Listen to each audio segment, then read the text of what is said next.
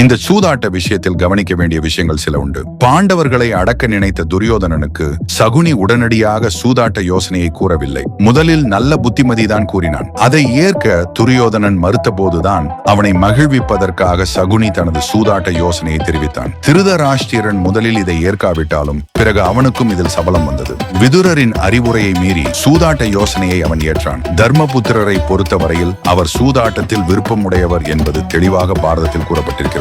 ஆகையால் இந்த மோசத்திற்கு அவர் இணங்கியதற்கு காரணம் சத்திரிய தர்மம் மட்டுமல்ல, அவருடைய சபலமும் தான். சூதாட்டத்தில் சகுனி மோசடி செய்தான் என்பதற்கு பாரதத்தில் எங்கும் ஆதாரம் இல்லை. உன் மோசடியை செய்து வென்று போ என்று ஆட்டத்தின் நடுவே தர்மபுத்திரர் கூறினாலும் கூட சூதில் சகுனியின் திறமை மீண்டும் மீண்டும் பாரதத்தில் வலியுறுத்தப்பட்டிருக்கிறது. விதுரரோ பீஷ்மரோ ஏன் விகர்ணன் கூட சகுனி மோசடி செய்து ஆடியதாக கூறவில்லை. சூதையே அவர்கள் பழித்தார்களே ஒழிய சகுனி மோசடி செய்ததாக அவர்கள் குற்றம் சாட்டவில்லை.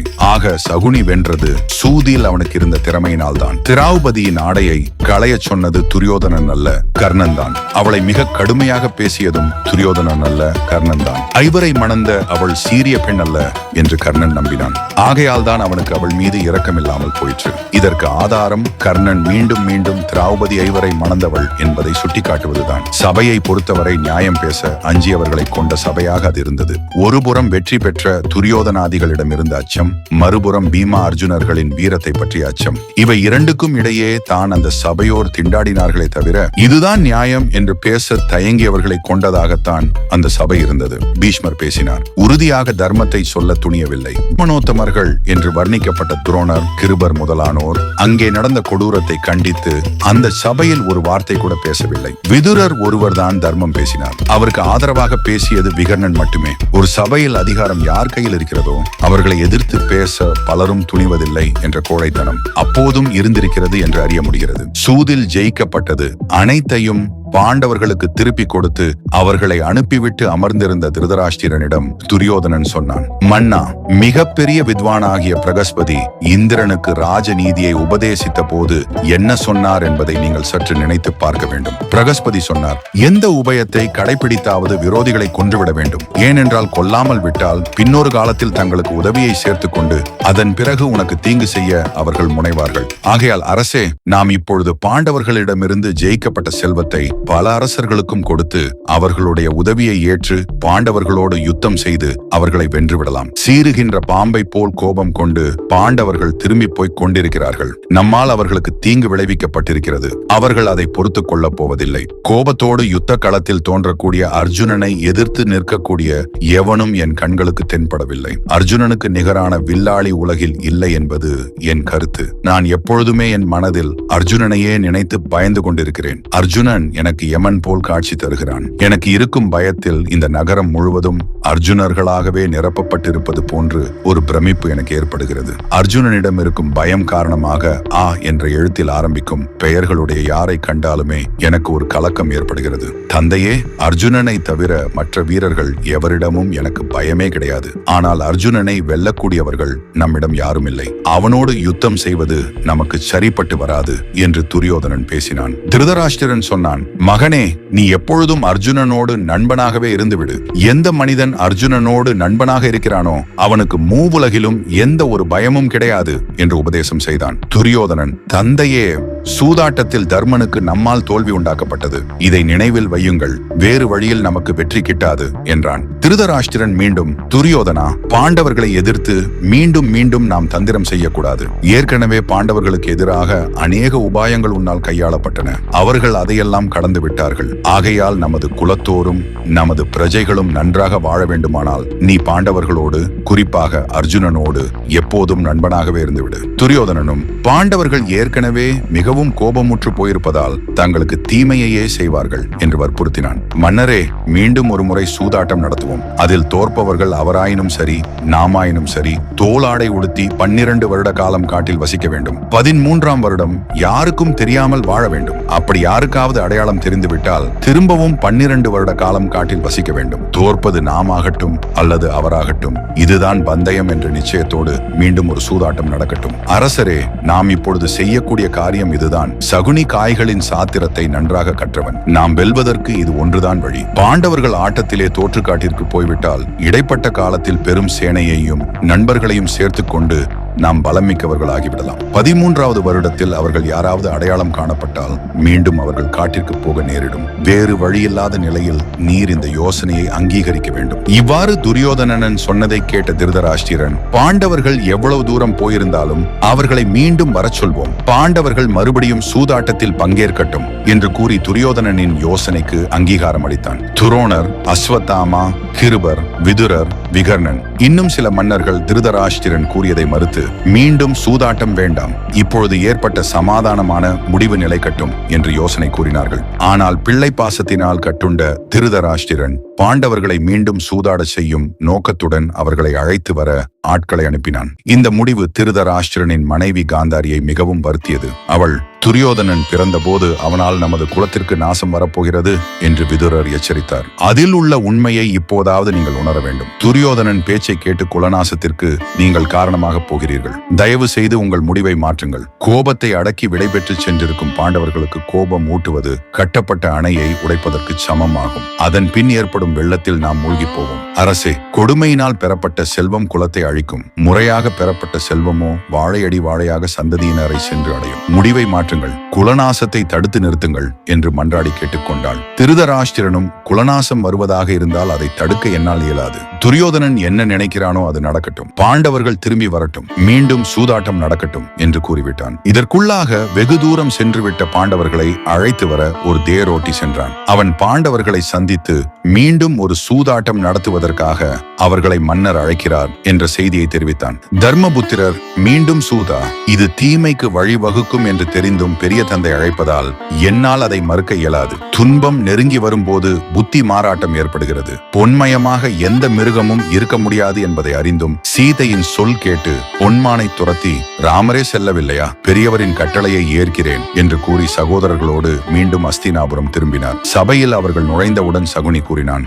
தர்மபுத்ரா, நீங்கள் தோற்றதையெல்லாம் திருப்பி கொடுத்த மன்னரின் செயல் மிகவும் போற்றத்தக்கதுதான். ஆனால் நான் கூறும் ஒரு பந்தயத்தை கேள். ஒரே ஒரு ஆட்டம் ஆடுவோம். அதில் நாங்கள் தோற்றால் மான் தோலை ஆடையாக உடுத்தி 12 வருட காலம் காட்டில் இருப்போம். 13ஆம் வருடம் சுற்றத்தார் எவராலும் அறியப்படாமல் வாழ்வோம். அப்படி 13வது வருடத்தில் எங்களுடைய அடையாளம் அறியப்பட்டு விட்டால் மீண்டும் 12 வருட காலம் காட்டில் வசிப்போம். இதேபோல் நீங்கள் தோற்றால் நீங்களும் திரௌபதியும் இந்த நிபந்தனையை கடைபிடிக்க வேண்டும். 13வது வருடம் சரியாக நிபந்தனையை நிறைவேற்றிவிட்டால் நீங்களானாலும் சரி, நாங்களானாலும் சரி, மறுபடியும் ராஜ்யத்தையும் இழந்த செல்வத்தையும் பெறலாம். இந்த பந்தயத்தை முன்வைத்து காய்களை உருட்டலாம் வா. பீஷ்மர், விதுரர், கிருபர், சஞ்சயன், காந்தாரி, தர்மபுத்திரனின் சகோதரர்கள் திரௌபதி, விகர்ணன், அஸ்வத்தாமா ஆகியோர் சூதாட்டம் நடப்பதை தடுக்க முயன்றார்கள். தர்மபுத்திரனிடமும் அதை ஏற்க வேண்டாம் என்று கூறினார்கள். ஆனால் பூமியின் பாரம் குறைய வேண்டும் என்ற தெய்வ நிச்சயம் நிறைவேறும் நேரம் நெருங்கியது. தர்மபுத்திரன் பாவமான புத்தியை அடைந்தார். சூதாட்டத்திற்கு இணங்கினார். சகுனி காய்களை உருட்டினான்.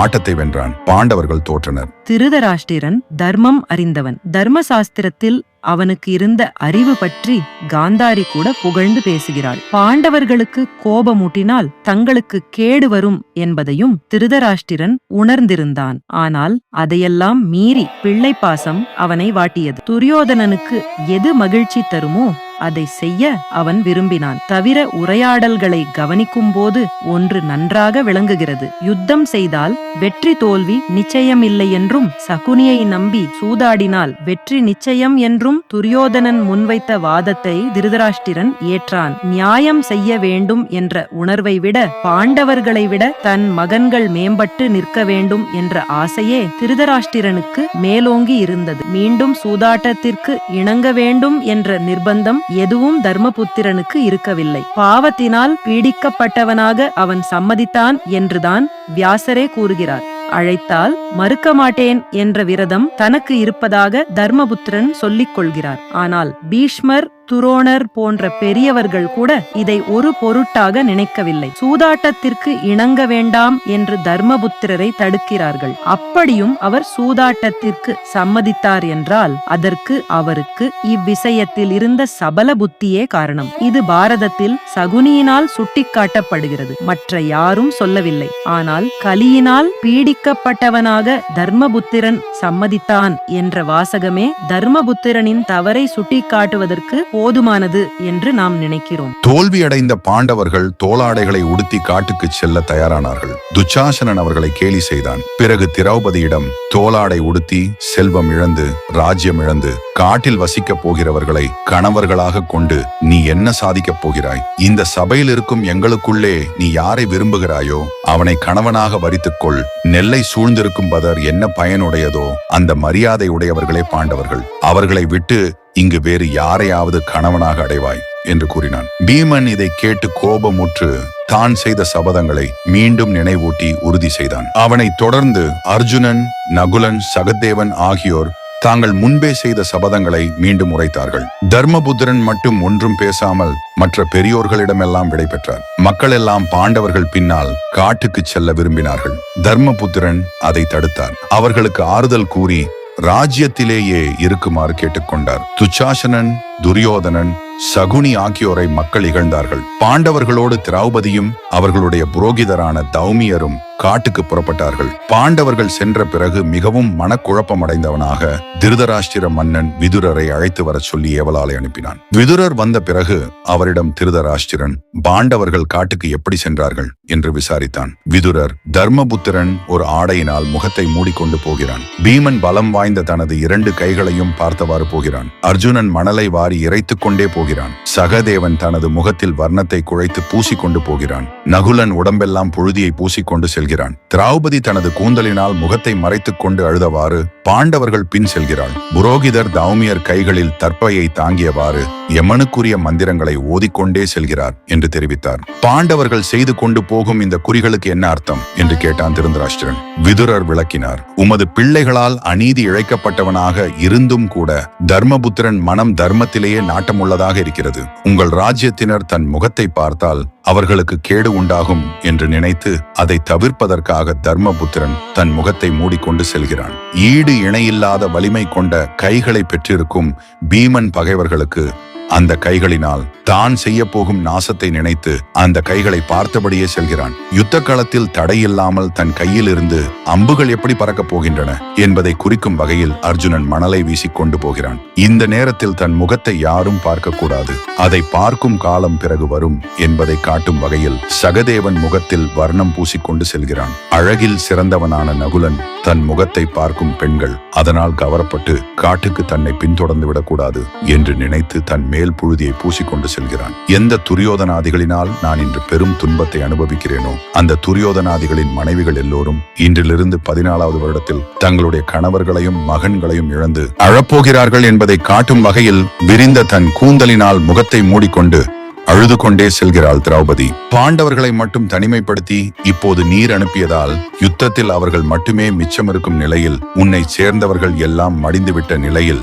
அவர்களுக்காக யமனுக்குரிய மந்திரங்கள் ஓதப்படும் என்பதை காட்டும் வகையில் தாமியர் அந்த மந்திரங்களை ஓதிக்கொண்டே செல்கிறார். இப்படி விதுரர் சொல்ல கேட்டு திருதராஷ்டிரன் மிகவும் கவலையுற்றான். மக்கள் என்ன பேசிக் கொள்கிறார்கள் என்று விசாரித்தான். மக்கள் பாண்டவர்களை நினைத்து துயரப்பட்டும் துரியோதனாதிகளை நினைத்து கோபப்பட்டும் பேசிக் கொள்வதாக விதுரர் தெரிவித்தார். மேலும் பல துர்சகுணங்கள் காணப்பட்டன என்று அவர் கூறினார். இப்படி திருதராஷ்டிரனும் விதுரரும் பேசிக் கொண்டிருக்கும் போது அங்கு நாரதர் தோன்றினார். இன்று துரியோதனன் செய்த குற்றத்தினால் இன்னும் 14 வருடத்தில் பீமார்ஜுனர்களுடைய பராக்கிரமத்தினால் உமது கௌரவகுலம் அழியப் போகிறது என்று கூறி சென்றார். இதையெல்லாம் அறிந்த துரியோதனன், கர்ணன், சகுனி ஆகியோர் மிகவும் கவலையுற்று துரோணரிடம் சென்றனர். வரக்கூடிய ஆபத்திலிருந்து அவர்தான் எல்லோரையும் காக்க வேண்டும் என்று கேட்டுக்கொண்டனர். துரோணர், பாண்டவர்களை வெல்ல யாராலும் இயலாது என்று பலர் சொல்ல கேட்கிறோம். ஆனால் என்னை நம்பி இப்போது அடைக்கலமாகி இருக்கும் திருதராஷ்டிரன் புத்திரர்களையும் என் சக்தி அனைத்தையும் பயன்படுத்தி காப்பதற்கு நான் முற்படுவேன். அதே சமயம் தெய்வம் மிகவும் வலிமையுடையது என்பதை மறக்க வேண்டாம். முன்பு துர்பதனுக்கும் எனக்கும் ஏற்பட்ட பரஸ்பர கோபத்தினால் அவனை நான் அவமதித்தேன். என்னை கொல்வதற்காகவே தவம் செய்து ஒரு மகனை பெற்றிருக்கிறான். அந்த திருஷ்டத்தும்னனை நினைத்தால் எனக்கு பயம் இருக்கிறது. துரோணருக்கு யமன் அவன்தான் என்ற சொல் தேசமெங்கும் பரவி இருப்பது உங்களுக்கு தெரியும். அப்படி அவன் கையினால் எனக்கு முடிவு ஏற்படும் காலம் நெருங்குகிறதோ என்ற சந்தேகம் எனக்கு வருகிறது. ஆனாலும் முழு மனதோடு உங்களுக்காக நான் போரிடுவேன். நடப்பது நடக்கட்டும். நீங்கள் அனைவரும் முடிந்தவரை சுகத்தை அனுபவியுங்கள். தங்கு தடையின்றி தர்ம காரியங்களை செய்யுங்கள். 14ஆம் வருடத்தில் பெரும் ஆபத்து நேரிடப் போகிறது. அதற்குள் புண்ணியத்தை தேடிக் கொள்ளுங்கள். இப்போதும் மனமிருந்தால் பாண்டவர்களோடு சமாதானம் செய்து கொள்ளுங்கள். அதை காட்டிலும் சிறந்த வழி ஒன்றுமில்லை என்று கூறினார். துரோணர் கூறியதை கேட்ட திருதராஷ்டிரன் மேலும் கவலையுற்றான். அப்போது சஞ்சயன், மன்னரே, விதி விளையாடுகிறது. காலமானது தலையை உடைத்து தண்டிப்பதில்லை. ஆனால் காலத்தினால் கேடு வரும்போது மனிதனின் மதி கலங்கி போகிறது. கேடு காலம் நெருங்கியவனுக்கு நல்லவை எல்லாம் தீயவையாக தெரியும், தீயவை எல்லாம் நல்லதாக தெரியும். இப்படி நேர்மாறாக காண்பிப்பதுதான் காலத்தின் வன்மை. இப்படி நியாய அநியாயங்களை நேர்மாறாக கண்டதால் தான் துரியோதனன் சூதாட்ட வழியில் புகுந்தான். திரௌபதியை சபையின் நடுவே அவமானப்படுத்தினான். சுடு சொற்களையும் பேசினான். கேடுகாலம் வந்துவிட்டது என்பதையே இது காட்டுகிறது என்று கூறினான். திருதராஷ்டிரன், விதுரன் சொன்ன நல்ல அறிவுரைகளை எல்லாம் நான் ஏற்கவில்லை. என் மகனின் மேல் உள்ள பாசத்தினால் விதுரன் சொல்லை நான் ஒதுக்கினேன். திரௌபதியின் துயரமே பூமியை எரித்துவிடும். என் மகன்களில் யாராவது மிச்சம் இருப்பார்களா என்பது எனக்கு தெரியவில்லை. ஆகாயத்திலிருந்து எரிகொல்லிகள் விழுவதும், அகாலத்தில் சூரியனுக்கு கிரகணம் உண்டாவதும், தேர்ச்சாலைகளில் தீப்பிடிப்பதும், நரிகள் ஊளையிடுவதும் நடந்திருக்கின்றன. இந்த நிமித்தங்கள் அழிவையே காட்டுகின்றன. விதுரன் சொன்னதை கேட்காததால் முடிவு காலம் நெருங்கிவிட்டது என்று பலவாறாக கூறி வருந்தினான். இத்துடன் சபா பருவம் முற்று பெறுகிறது. அடுத்து நாம் காணவிருப்பது வனபர்வம்.